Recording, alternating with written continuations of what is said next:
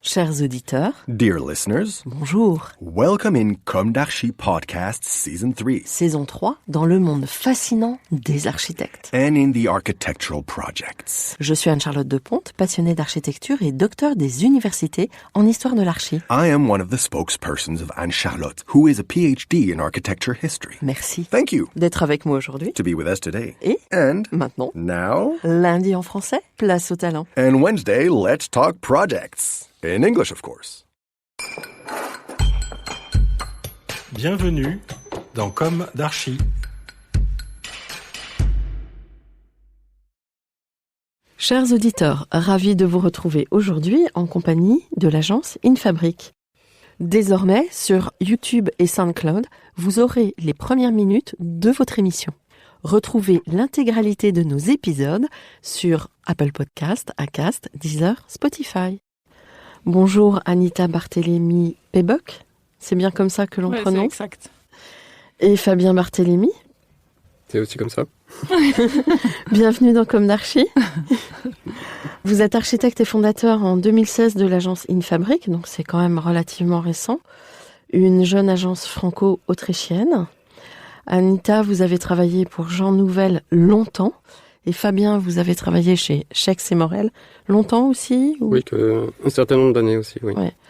De beaux parcours respectifs. Ce qui m'a attiré dans votre profil, c'est l'aspect ingéniosité qui ressort de votre travail et l'activité aussi transfrontalière ou plutôt transnationale. Je ne sais pas comment on peut le qualifier. Transeuropéenne.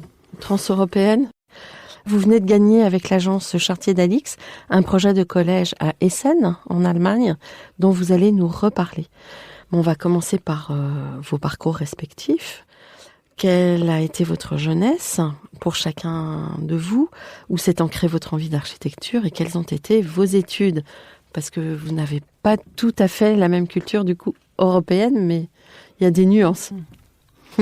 Alors moi, donc je suis autrichienne et j'ai grandi dans un petit village dans l'Autriche-Basse, on dit, pas loin entre Salzbourg et Vienne, le long du Danube. Et bon, mon enfance, c'était une enfance heureuse à la campagne avec un grand jardin et tout ça. Mais je suivais pas tout à fait ce que mes parents ils attendaient de moi parce que ma mère, elle est infirmière. Et mon père, il est serrurier. Et du coup, en fait, il pensait que, bien sûr, que ses enfants ils restent dans le village. Et pour moi, ils ont souhaité que je devienne maîtresse pour les enfants, pour l'école maternelle. Et en Autriche, à l'âge de 10 ans, on commence à aider à la maison, cuisiner et tout ça. Et moi, c'était pas mon truc. Je ratais toujours tout ce qui était cuisine. Par contre, tous mes oncles, ils ont construit les maisons avec leurs frères et sœurs. Et du coup, moi, j'étais plutôt avec les garçons sur le chantier et monter les murs. Et à l'âge de 14 ans, ça s'est fait en Autriche quand on fait un test de compétences. Et du coup, ma mère, elle était toujours convaincue que moi, j'avais devenir maîtresse pour les jeunes enfants. Et là, ils ont dit, mais non, pas du tout. Elle n'a pas du tout de don social. Par contre, la vision de 3D et tout ce qui est construction, ça pourrait bien marcher. Et du coup, je suis allée dans une école technique sur la restauration des bâtiments. Et après ça, j'ai enchaîné les études de l'architecture et j'ai fait Erasmus à Marseille. Et c'est là où j'ai rencontré Fabien, le jeune Marseillais. Bon, et du coup, à l'école des Beaux-Arts à Marseille, on s'est rencontrés. Bon, parce que vous êtes un duo au travail et un couple dans la vie. Ouais, c'est ça. Et vous alors, Fabien? Alors, moi, j'ai grandi en Provence, dans une petite ville qui s'appelle Manosque, au-dessus de Aix-en-Provence, par là-bas. Dans une famille un petit peu différente chez Anita, puisqu'il y avait un peu plus de gens qui avaient fait des études supérieures, on va dire. Donc c'était à peu près normal de passer le bac et de faire des études à Marseille, où j'ai intégré l'école d'architecture.